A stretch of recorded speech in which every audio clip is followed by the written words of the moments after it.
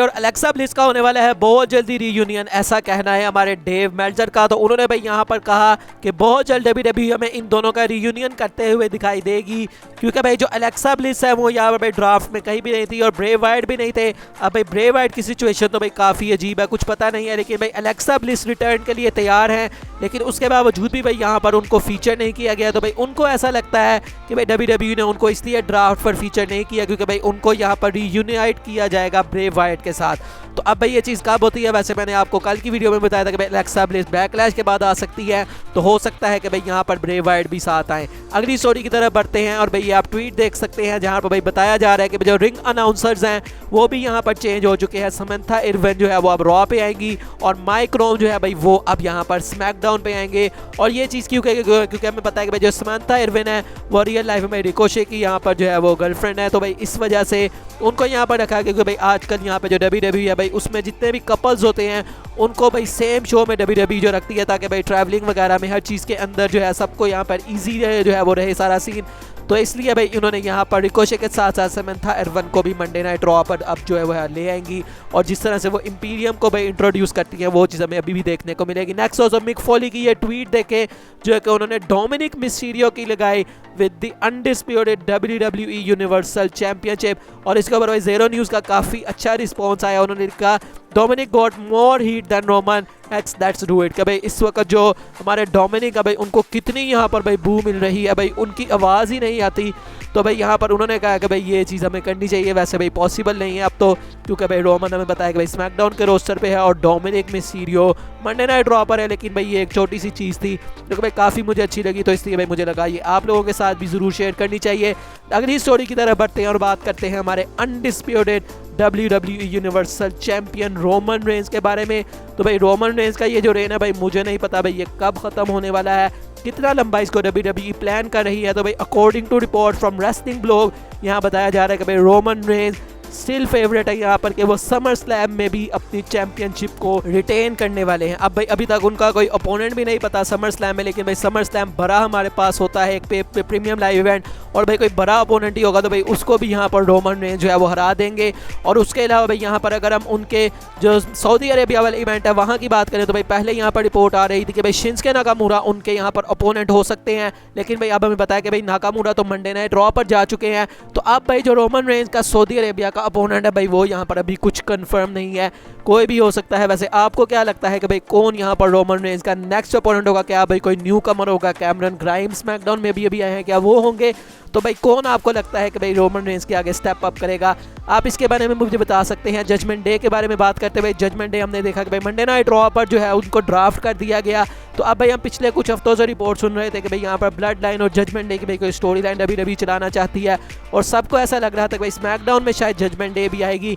तो इसके पीछे भाई प्लान्स यही थे डब्ल्यूडब्ल्यूई के कि भाई जो जजमेंट डे है उनको फ्राइडे नाइट स्मैकडाउन के ऊपर लाया जाए, लेकिन भाई पिछले कुछ हफ्तों के अंदर डब्ल्यूडब्ल्यूई ने इस चीज़ में चेंजिंग की और अब भाई उनको यहाँ पर मंडे नाइट रॉ पर शिफ्ट कर दिया गया। अब वैसे मुझे लगता है भाई अगर वो स्मैकडाउन पे होते बियांका रॉ पे, मतलब बियांका मतलब इस तरह से कोई कुछ करते हैं यहाँ पर यार अपनी स्मैकडाउन में होती ज़्यादा अच्छा लगता है, लेकिन बहरहाल क्या कर सकते हैं। स्मैकडाउन की दोस्तों अब हम व्यूअरशिप के बारे में बात करते हैं। तो भाई ड्राफ्ट की नाइट 1 थी जो कि यहाँ पर व्यूअरशिप आई है 2.473 मिलियन व्यूवर्स, तो मतलब काफ़ी भाई अच्छी यहाँ पर व्यूवरशिप मिली है। भाई नाइट 2 की देखते हैं कितनी आती है, क्योंकि भाई मुझे यहाँ पर नाइट 2 की खास तौर पर जो ड्राफ्ट पिक्स हैं वो भाई इतनी कोई अच्छी नहीं लगी जितनी भाई मुझे स्मैकडाउन में लगी थी।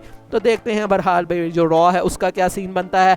नेक्स्ट दोस्तों रेसलबडी की ये ट्वीट देखें और उन्होंने आपसे पूछा है हम सबसे who is the greatest champion of all time, the rock, Roman Reigns और जॉन सीना। और नीचे भाई जो उन्होंने हैशटैग इस्तेमाल किया है भाई वो काफ़ी ज़्यादा मज़ेदार है। उन्होंने लिखा है hashtag 25 days of Roman Reigns. अभी ये 25 डेज़ क्या है भाई? 25 डेज़ हो गए हैं कि भाई लास्ट टाइम जब रोमन रेंज टीवी के ऊपर अपीयर हुए थे, तो मतलब रेसलमेनिया के बाद भाई जो मंडे नाइट रॉ हुई थी तब हमने लास्ट टाइम रोमन रेंज को देखा था, और उसके बाद से भाई वो अभी तक हमें देखने को नहीं मिले।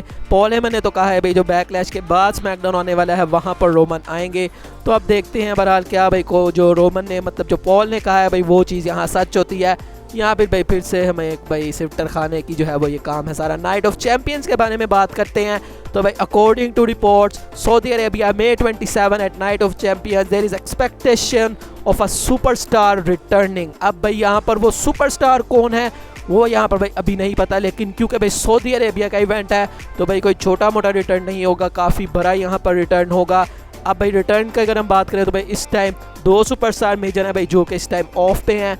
एक है भाई हमारे ब्रे वाइट और दूसरे हैं रैंडी ऑर्टन। तो भाई हम एक्सपेक्ट कर सकते हैं कि यहाँ पर भाई इन दोनों में से किसी एक का रिटर्न हमें देखने को मिल सकता है at Saudi Arabia on May 27। Next दोस्तों रेसलमेनिया की ये आप ट्वीट देखें जहाँ पर उन्होंने कहा कि ये वो बंदा है जो कि भाई रोमन को हरा सकता है।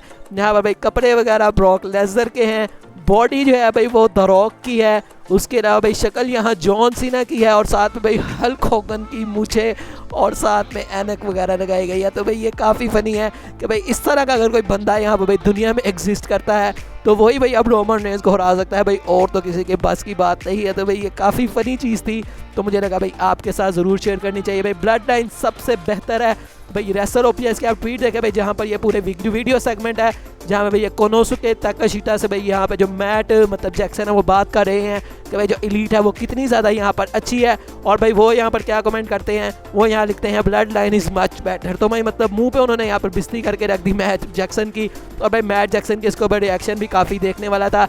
तो इस तरह से भाई जो ब्लड लाइन है वो यहाँ पर इस टाइम पर रूल कर रही है रेसलिंग इंडस्ट्री को, तो भाई काफ़ी ये भी अच्छी चीज़ है। नेक्स्ट दोस्तों ये आप देखें भाई गुंथर को देखें भाई, गुंथर की यहाँ पे भाई शादी हुई है रिसेंटली और भाई क्या डांस कर रहे हैं यहाँ पर गुंथर भाई। ये रेसल ओपीएस की तरफ से ट्वीट है।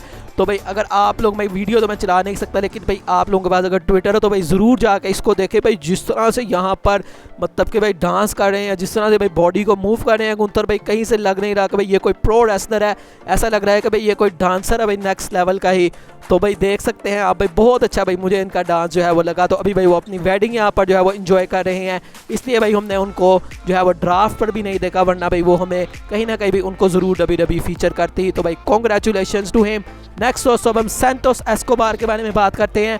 तो रिसेंटली भाई उन्होंने यहाँ पर अपनी जर्नी के बारे में बताया। उन्होंने यहाँ पर बताया कि भाई उनके जो फादर थे वो उनको भाई शुरू में जो है वो सपोर्ट नहीं करते थे, वो उनको कहते कि भाई नहीं ये जो है वो चीज़ ये सही नहीं है, तुम कभी भी प्रो रेसलिंग में जो है वो नहीं उनको देना चाहते थे।